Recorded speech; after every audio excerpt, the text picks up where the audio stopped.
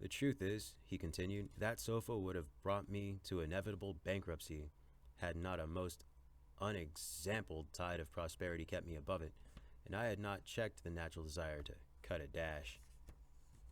The foundation of success in life is good health, and that is the substratum of fortunate. Oh, I'm sorry. Let me start this whole paragraph all over again. It's got weird words. The foundation of success in life is good health. That is the substratum of fortune. It is also the basis for happiness. A person cannot accumulate a fortune very well when he is sick. He has no ambition, no incentive, no force. Of course, there are those who have bad health and cannot help it. You cannot expect that such persons can accumulate wealth, but there is a great many in poor health who need not be so. If, then, sound health is the foundation of success and happiness in life, how important is it that we should study the laws of health, which is but another expression of the laws of nature?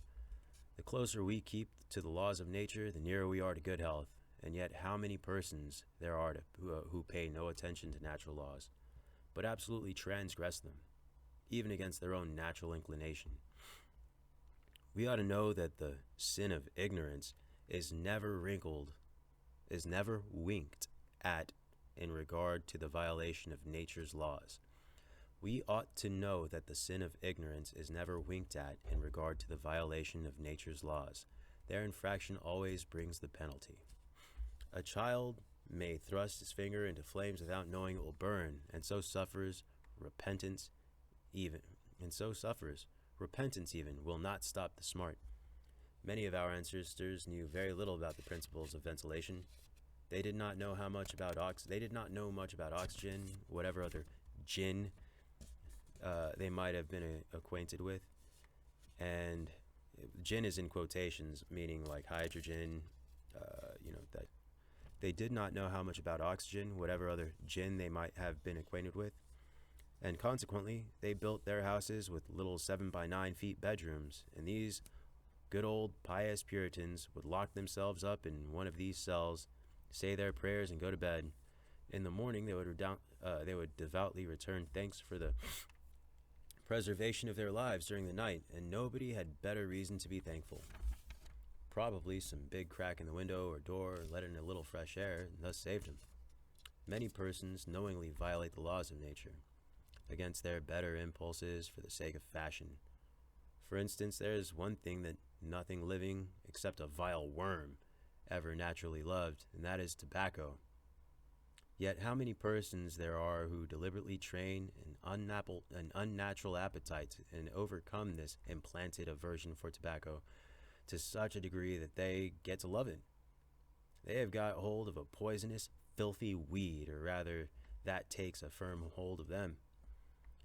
Here are married men who run about spitting tobacco juice on the carpet floors and sometimes even upon their wives' bedsides.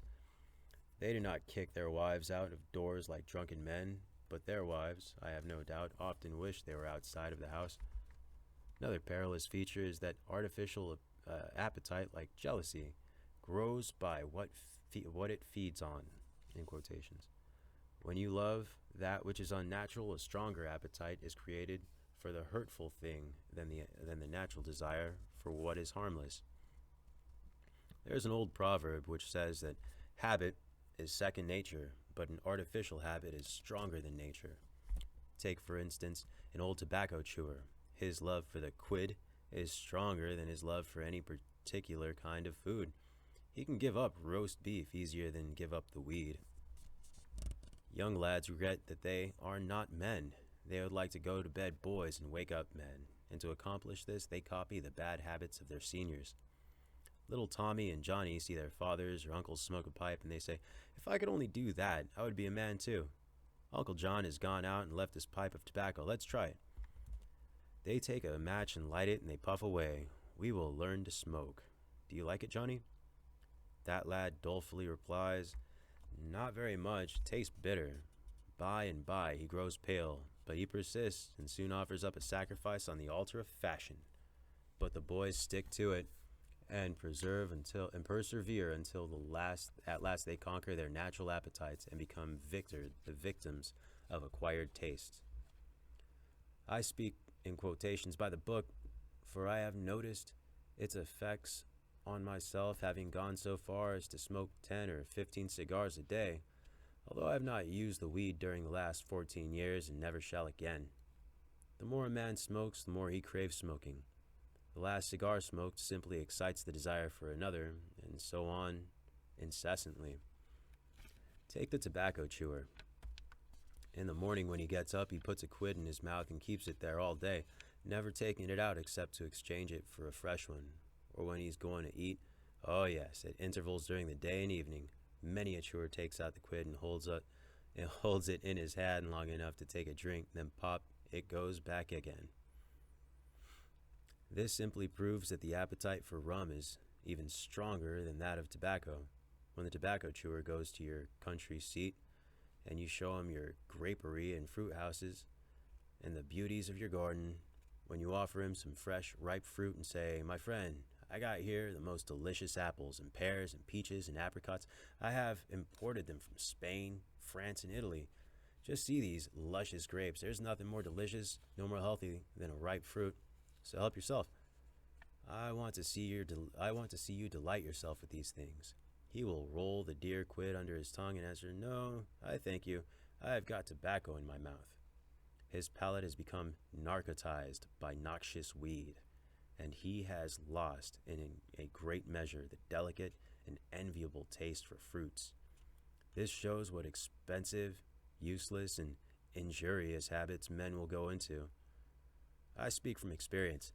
I've smoked until I trembled like an aspen leaf. The blood rushed to my head, and I had a palpitation of the heart, which I thought was a heart disease, till I was almost killed at the fright.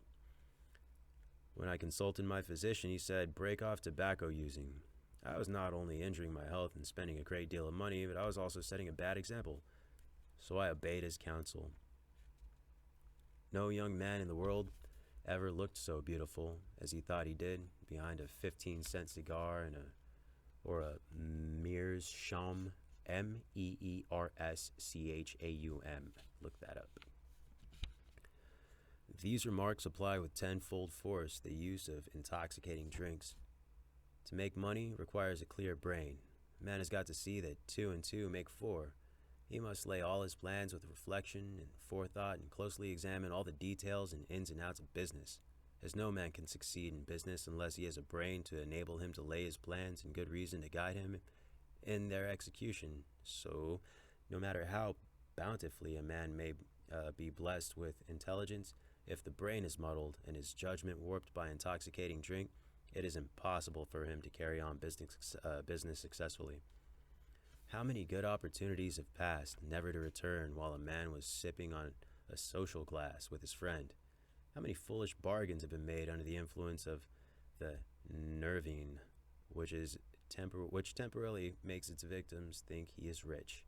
How many important chances have been put off until tomorrow, and then forever, because the wine cup has thrown the system into a state of lassitude, neutralizing energies so essential to success in business. Verily, wine is a mocker. The use of intoxicating drinks as a beverage is as much an infatuation as is the smoking of opium by the Chinese. And the former is quite a destructive success of the businessman as the latter. It is an unmitigated evil, utterly indefensible in the light of philosophy, religion, or good sense. It is the parent of nearly every other evil in our country. That was all the opening statements. The next recording will be Chapter 1.